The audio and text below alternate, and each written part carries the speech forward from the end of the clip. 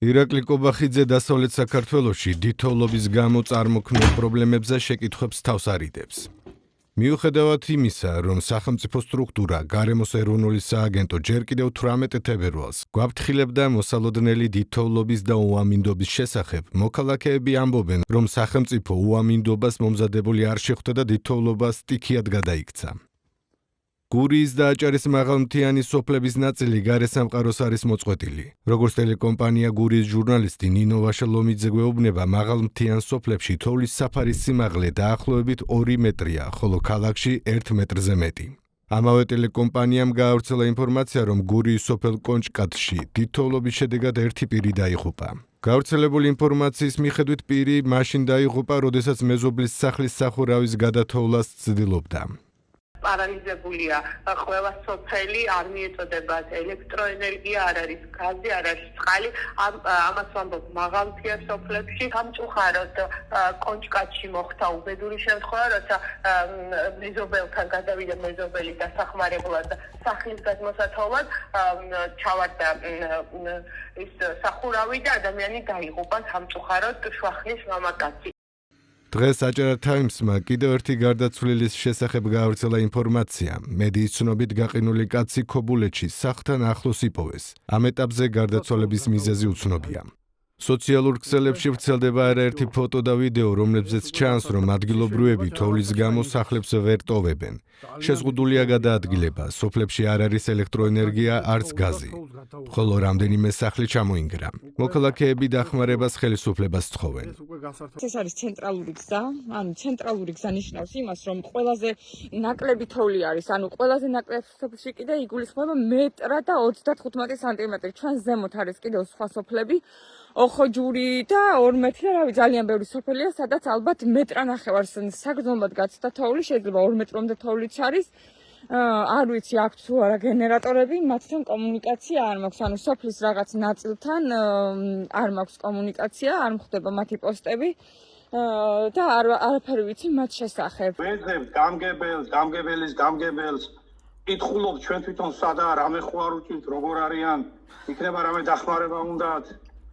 და არ ვიცი, ვერ პოულობთ. 4-5 დღეა ჩამოსული ვარ და რო ჩამოვედი 2 დღე შუქი არ იყო. მე გამოცხადებულის იყო ძლიერი თოვლები და მე პირადად ვიცოდი, რომ იყო თოვლი მოსალოდნელი და პირადად მე მომზადებული შევხვდი რა. ეხლა ამას და რაღაც საკვები რაღაცა მოვიმარაგეთ. მაგრამ ეს ბოლო 2 დღე ისეთ ინტენსიურად თოვს, რომ ეხლა დღე ჭიშკრამდე ვცადე გასვლა და ვერ გავედი. აი 1 საათი მომდირო ჭიშკრამდე გზა გამეთოლა. შიდა გზები არის გაუთოვლელი და უბრალოდ ტრაქტორებმა რო გაიარო, ჩაიაროს, ცოტა გზა კიდე გაიხსნება, რომ ხალხი გავიდეს. რა მოიმოქმედა სახელმწიფომ დიდთოვლობის დაწყებიდან მე-6 დღეს. ქართულ ოცნებაში თქვეს, რომ დაზარალებული მოსახლეობის დახმარების პროცესში თავდაცვის ძალები ჩაერთვებიან. სახელმწიფოს რეაგირების ფონზე დაზარალებულების დასახმარებლად მოქალაქეები ერთიანდებიან. სოციალურ ქსელში შეიქმნა ჯგუფი მოხალისეები გურიისთვის. მოხალისეთა ნაწილი გურიაში დაზარალებულების დასახმარებლად მიდიან, მათ შორის ახალციხიდანაც. მეც რა თქმა უნდა ჩვენი მე კუთხიდანაც გამოვთქვი სურვილი რომ წავიდე და მეც ჩემი წვლილი შევიტანო ამ საქმეში. ამიტომ შევეხმიანე ადამიანებს, ორმა ადამიანმა გამოთქვა სურვილი. როგორც აღმოჩნდა, არ აღმოჩნდა სახელმწიფო სტრუქტურები შესაბამისად მზად ამ აღნიშნული სტიქიისთვის. უკვე მე-6 დღეა დღეს რომ ასეთი სიტუაციაა. როგორია სახელმწიფოს როლი მსგავსი უამინდობის დროს, იმის გათვალისწინებით, რომ ამინდის გაუარესების შესახებ იგივე სახელმწიფო ინსტიტუტები ავრცელებდნენ ინფორმაციას. გვესაუბრება აგროგარემო ტივის დირექტორი ნუგზარ სუარიძე. ხელისუფლება იწყებს ხოლმე ძირითადად პრიორიტეტული რაღაც მიმართულებების გაწმენდას, ეს არის ქალაქები, მუნიციპალიტეტები, სადაც უფრო მეტია დასახლება, თუმცა რა თქმა უნდა არ აქვს გარკვეულწილად ამისთვის არ ხდება წინასწარი მზადება და საოცარია, როდესაც გურიაში 2 მეტრიან თოვლს ვარქმევთ სტიქიურ უბედურებას. ეს არის ჩვეულებრივი სტიქიური მოვლენა. აქვე აღნიშნავ, რომ სახელმწიფომ 2021 წელს მიიღო კლიმატური ცვლილებების შესახებ სტრატეგია, რომელშიც ასევე აღნიშნულია, რომ კლიმატური ცვლილებები ერთ-ერთი პრობლემაა, რომელიც სწორედ ესეთ არაპროგნოზირებადი ამინდების ასე ვთქვათ, გავლენის ქვეშ გვამყოფებს. თუმცა კიდე აღნიშნავ, რომ ეს აბსოლუტურად პროგნოზირებადი იყო და წინასწარაც იყო ამის შესახებ ინფორმაცია.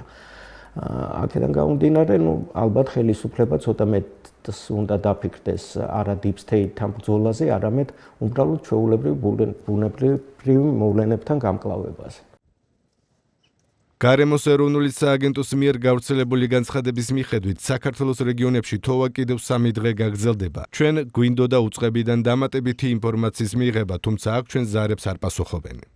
დასავლეთ საქართველოში, კერძოდ კი გურიასა და აჭარაში ძლიერი თოვა 20 თებერვალს დაიწყო. მას შემდეგ სტიქიის ზონაში მაღალმთიან სოფლებში ელექტროენერგიის და ბუნებრივი აირის მიწოდება შეწყვეტილია. რამდენ აბონენტს აქვს შეზღუდული ელექტროენერგიის მიწოდება? კითხვებით ენერგოპრო ჯორჯიას დავუკავშირდით. მათ საჯაროდ გავრცელებული ინფორმაცია მოგვაწოდეს, რომლის მიხედვითაც ელექტროენერგია შეზღუდვით დასავლეთ საქართველოს 8%-ს მიეწოდება. სოკარ გაზ კომპანიაში გვეუბნებიან, რომ ბუნებრივი აირის მიწოდების შეზღუდვა რამდენიმე უბანზეა. კონკრეტულად რამდენ აბონენტს არ მიეწოდება ბუნებრივი აირი, კომპანიიდან ინფორმაციის მიღებას ველოდებით. ამავე წყაროს ინფორმაციით სამუშაოები მიმდინარეობს უწყვეტ რეჟიმში, რათა გაზის მიწოდება აღდგეს.